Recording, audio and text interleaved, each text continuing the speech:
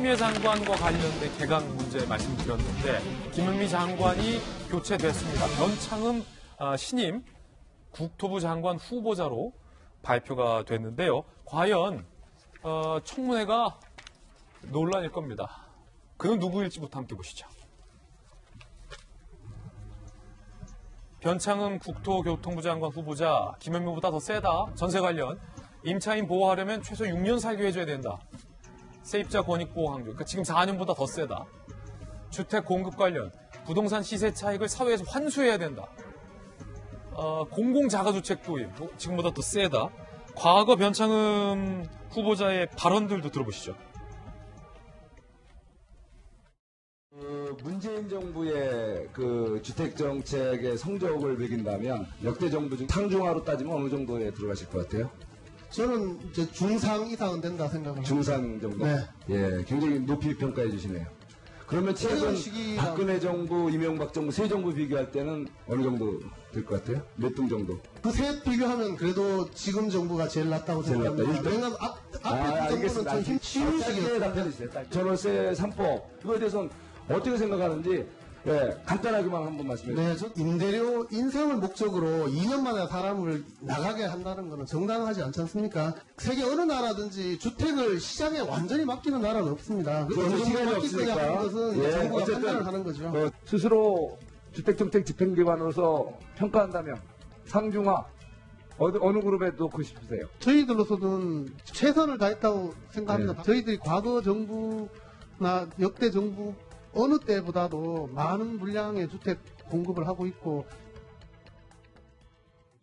자, 야권의 서울시장 후보들은 모조리 모조리 아니고 그냥 상당수가 변창 후보자에 대해서 비판했습니다. 먼저 이해훈 의원, 변창흠 내정자는 김현미보다 더할 사람이다. 김수현 사단인 변창흠은 문정부 부동산 정책의 이론가요 뒷배였으니 김현미가 종범이라면 변창흠은 주변격이다라고 주장했고요. 오세훈 전 시장은요. 이번 국토부 개각을 보며 문재인 대통령의 판단력이 한숨이 나온다.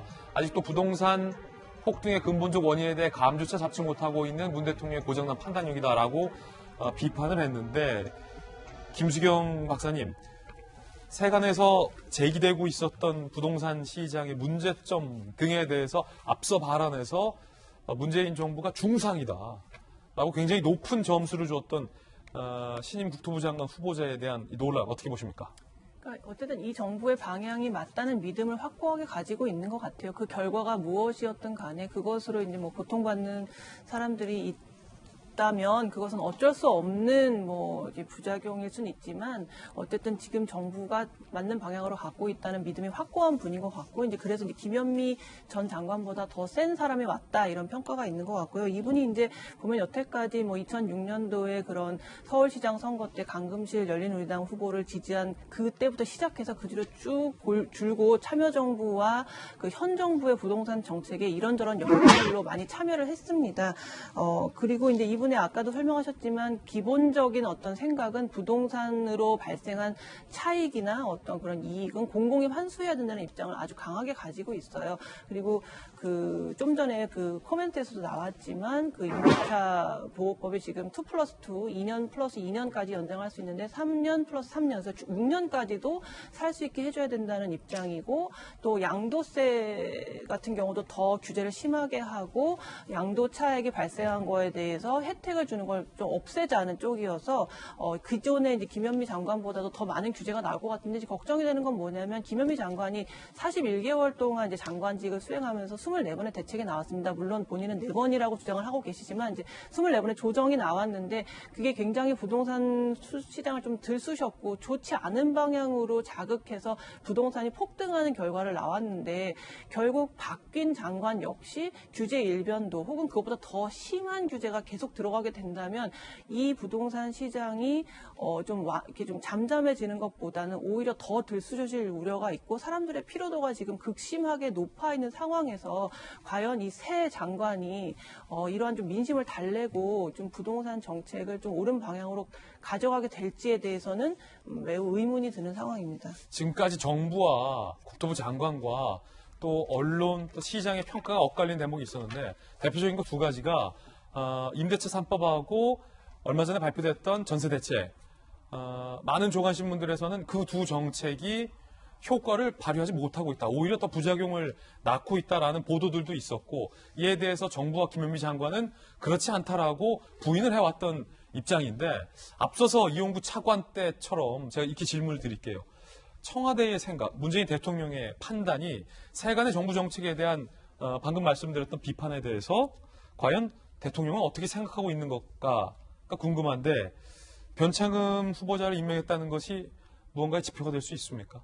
앞서 뭐 여러분들 말씀 주셨지만 변창흠 후보자가 어떤 분이라는 거는 이제 시청자 여러분들이 이해를 하실 거예요. 그리고 3+3이라고 하는 거는 지금 임대차법에서 3년에다가 전세 기간을 3년 더해서 최소한 6년은 보장해 줘야 된다가 변창흠 후보자의 수평구 소신인데, 추미애 장관이 유임이 되고 이용구 법무차관이 이틀 만에 법무차관이 임명된 거는 대통령이 분명한 사인이다라고 먼저 제가 말씀드린 것처럼, 지금 김현미 장관을 바꾸고 변창흠 후보자로 국토부 장관을 다시 내정한 것은 그냥 시장의 정책이 변한다는 개각의 인사에 중요한 사인을 준 게 아니라, 그냥 지금처럼 있었던 부동산 정책은 그대로 가져갈 거다라는 분명한 사인을 대통령이 이번 개각을 통해서 또다시 보여준 거라고 판단이 들고요. 저는 결국에는 시장에서 있을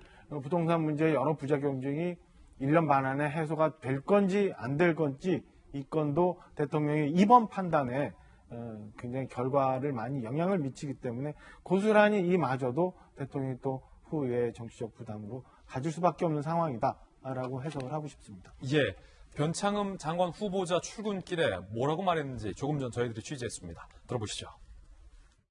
청문회를 통해서 또 여러 검증을 받은 다음에 제가 정책을 구체적으로 말씀드릴 수 있을 것 같습니다. 정도 확대에 대한 또 신호를 확실히 주겠다 이렇게 말씀하신 것 같은데, 뭐 구체적인 어떤 방안이 있으신 건가요? 네, 구체적인 방안은 뭐 아직은 있는 건 아니지만, 현재 정부가 기존에 비해서 주택 공급 확대에 대해서 적극적으로 여러 방향을 정하고 있기 때문에 그 취지에 맞게 진행할 거다 이렇게 생각합니다. 오늘 묘하게 앞서서 이용구 법무부 차관 출근길 때 했었던 발언 들었고, 오늘 또 논란이 되고 있는 변창흠 후보자의 출근길 오늘 발언 지금 들었는데, 사실 사람을 쓰는 것은 청와대와 대통령의 그 개각에 숨어있는 뜻과 연결되어 있기 때문에, 그렇기 때문에 그 개각 기사가 상당히 중요한데, 윤태호 실장님은 두 명의 이번 개각에 대해서 대통령이 어떤 뜻을 보셨습니까? 아니, 다 이야기한 대로 정책 방향의 전환은 없다라는 걸 분명히 한 거고, 그리고 김현미 장관에 대해서 여권 일각에서 이제 그런 게 있었어요.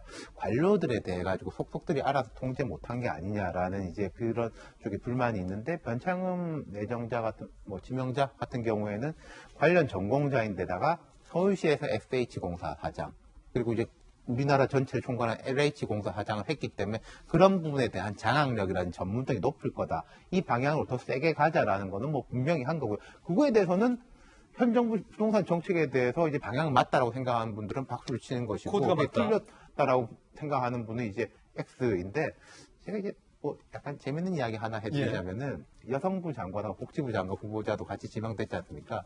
두 분은 좀 편하게 갈 것 같아요. 아, 그렇습니까? 예. 자, 그런가 하면 변창흠 후보자가 보유하고 있는 강남의 아파트가 가격이 지금 기사가 되고 있습니다. 강남 중형 아파트가 6억이 안 된다이기 때문입니다.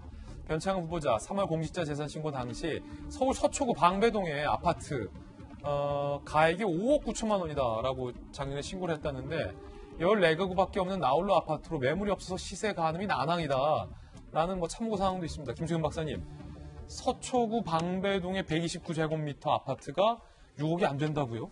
저게 지금 그 쉽게 얘기해서 43평인데요. 이제 좀 이해를 돕기 위해서 평을 사용하면 43평인데, 방배동이 전형적인 부촌이죠. 이제 부촌에서 43평짜리 아파트가 어떻게 저렇게 공시지가가 낮게 산정되었는가. 물론 저분이 허위로 신고를 한 건 아니고 실제로 공시지가가 저렇게 낮게 나왔는데, 그 이유가 뭐냐면 그 나홀로 아파트라서 그 14가구밖에 없고, 이제 공시지가를 산정할 때는 기본적으로 그동안 얼마에 팔렸는지에 대한 기록이 있어야 되는데 저 43평에 팔린 기록은 2006년이 마지막입니다. 그래서 상당히 오래전에. 상당히 오래전에 있었고 그 뒤로 거래가 없었기 때문에 아마 저렇게 좀 터무니없이 낮은 가격이 책정된 것 같은데요. 그 주변에 바로 옆에 있는 비슷한 조건의 비슷한 평수의 아파트 같은 경우는 시가가 지금 한 14억 정도까지도 팔린다고 합니다. 그래서 사람들이 당장 이제 이 뉴스를 보고 아, 방배동 한가운데에 6억짜리 공시지가 아파트가 있으면 나도 사고 싶다라는 얘기가 계속 나오고 있는 것이죠. 예.